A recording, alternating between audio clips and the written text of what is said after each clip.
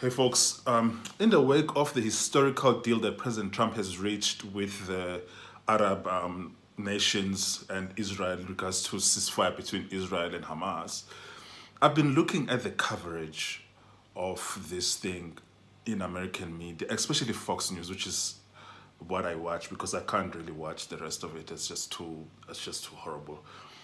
And I've been very disappointed in terms of the way that Fox News covers these issues between Israel and Palestinian people. And there's just this constant dehumanization of Palestinians that I find in very, very poor taste.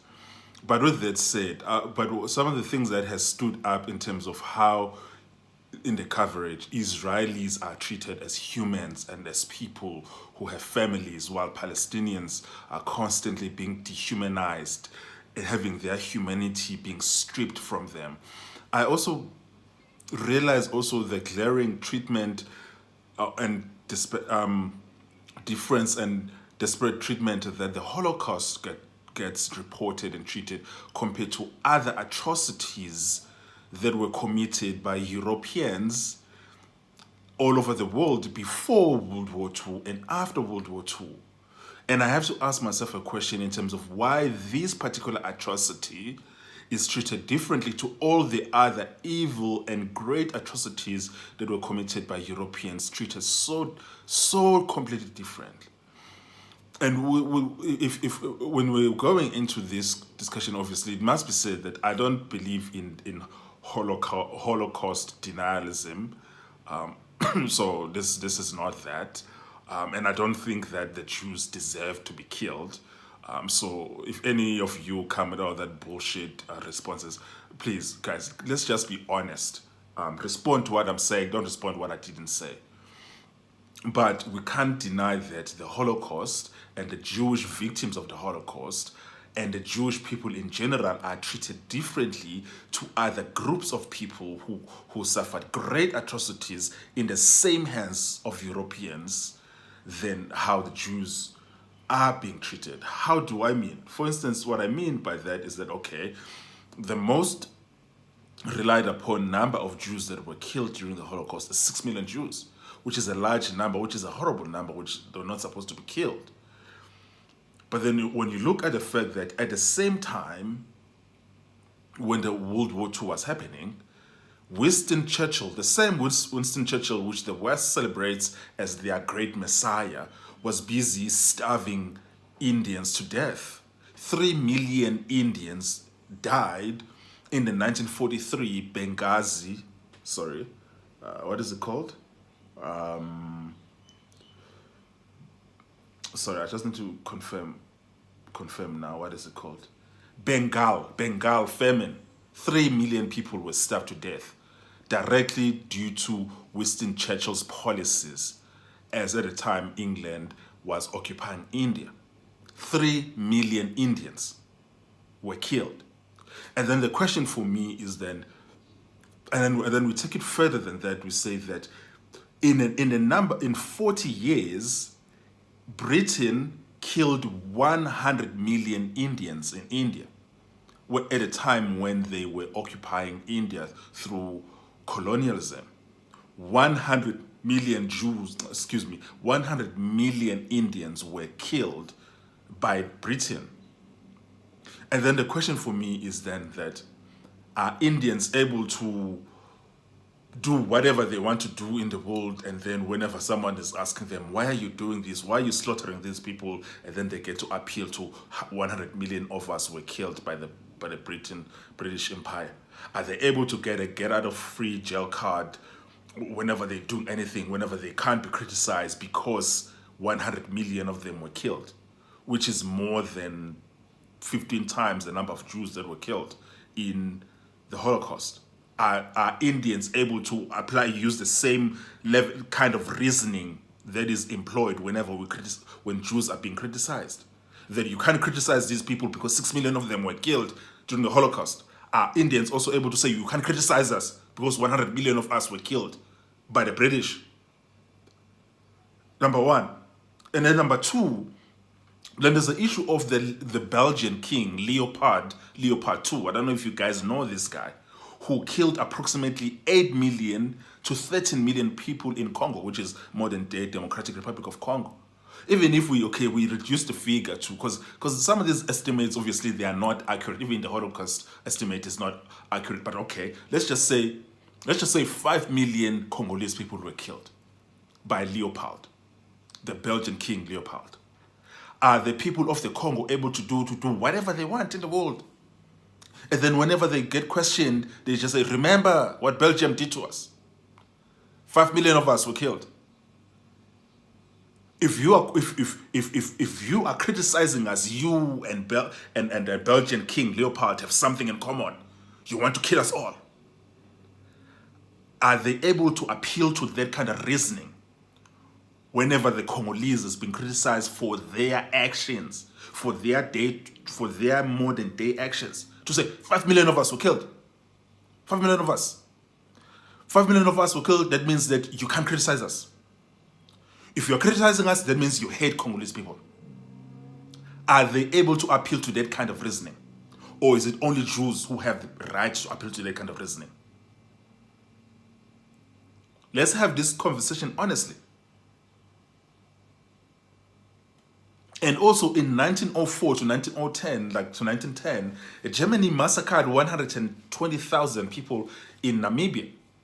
And why am I citing this very number, which might be considered as small, is that Namibia is a very small country. In 2025, Namibia has a combined population of 2 million people. Very, very, very small country. Which means at the time when Germany was killing these people in a genocide, which is, Germany has acknowledged this genocide of 120,000 people, that would have been approximately half the population of Namibia at the time. That is why I included this number here, because of how significant it is for ethnic groups that are actually very small. That if they continued, and especially some of those people actually have disappeared in the face of the earth because of the German massacre and the German genocide. Some of those ethnic groups were actually completely wiped out of the earth. So then the question for me is that are the Namibian people, great people, salt of the earth, are these people able to say, whenever they do whatever they want to do in the world, that they can say, we are victims of genocide. We can't be questioned, we can't be criticized, no one can say anything to us. Because if you are saying anything to us, that means you have genocidal intent. I can go down a list of people, Africans in particular. 12 million Africans were forcibly removed from Africa, West Africa, and transported to the Americas during the transatlantic slave. Millions of Africans died during capture, during transit, and during arrival, and during whenever they captured there as livestock in the Americas, not necessarily in the United States, but you can include Canada, you can include Mexico, you can include areas like Trinidad and areas like just North America and Central America. Millions of Africans were killed during the transatlantic slave. And I can tell you now that a lot of the killings of Africans during colonial times are not even quantified. The British killed so many Africans during this time that we don't have the numbers. Part of it is that because at the time, the British, for instance, didn't have an incentive to be recording these people that they are killing. And number two, Africa never really had at the time a written record. Everything was an oral tradition. But the number of people that were killed by the British, by the French, by the Portuguese, by the Belgians in Africa during the time of colonialism, it will make Africans to be the group that has suffered the most amount of harm from Europeans in the past 500 years. But no way, anyway, can Africans appeal to this great suffering, including great atrocities and tortures and genocides that were committed against Africans which I can estimate that even if I estimate that maybe the minimum amount of Africans that were killed by Europeans during the time of colonialism, even if I say, okay, it's 100 million people, which I'll think that, okay, let's just say 50 million people for argument's sake. Africans do not have that leeway that the Jews have, that they can just say, you know what, look at what we have suffered. Whenever we're killing people, whenever we're torturing people, whenever we're killing civilians, whenever we're killing women and children, you can't question us. None of you can question us. Because if you are questioning us, that means that you want to bring us back to colonial times. You want to bring us back to colonial times when we were being tortured, when we were being sold as slaves, when we were being killed, when our limbs were being cut. Because when I'm talking about Leopold II of Belgium, I'm not talking about the number of people that he was amputating, cutting their arms and legs. I'm just talking about the people that he killed. None of us can appeal to past atrocities that were committed to our groups as a getaway free card, but Jews can. Jews can. And then we get manipulated and blackmailed into silence because they suffered this great atrocity in World War II.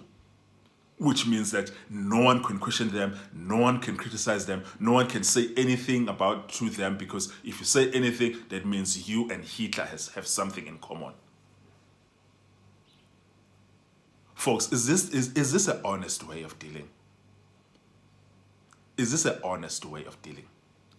I really need to ask, is this an honest way of dealing? Another way in which a Jewish suffering which happened in the Holocaust is treated differently to how other suffering that people suffered and atrocities that people went through under the same hands of Europeans is this. Africans get repeatedly told, leave the past in the past. The past has no bearing to what's happening now. What is happening in Africa right now has no bearing, the past has no bearing to it. The condition of black people right now, the past has no bearing to it. All of these hundreds of years of oppression, forget about that, leave that in the past. Let's look into the future. That is what they repeatedly say to Africans. But when it comes to Jews, every single year, they tell us, never forget. Never forget. Every single year, never again. Phrases like that, never forget, never again. We are told every single year, remember what happened to the Jews. Remember what happened. Remember what happened so that it doesn't happen again.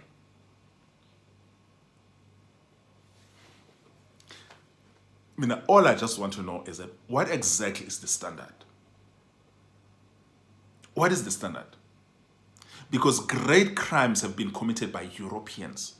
And I'm focusing on Europeans here in particular because these are the crimes that were committed by the same people who committed crimes against the Jews. Many crimes all over the world in the past 500 years have been committed by Europeans. But it seems to me that depending on the pigmentation of the victim, how the crime is treated is different. How it is remembered is different. How it gets used is different. All I want to know is that, what is the standard? Is there one standard for black or brown victims of genocide and a separate standard for white victims of genocide? That's all I want to know. Because this has to be asked, because while Winston Churchill was busy fighting for the freedom of Europe, the same Winston Churchill was busy slaughtering Africans and Asians in Africa. At the same time. The very same time, while he was busy making speeches like, we have nothing to fear but fear itself, he was engaging in oppression of black and brown people in Africa and in Asia. And that is the same story with France. That's the same story with every other nation in Europe that was being occupied by Germany.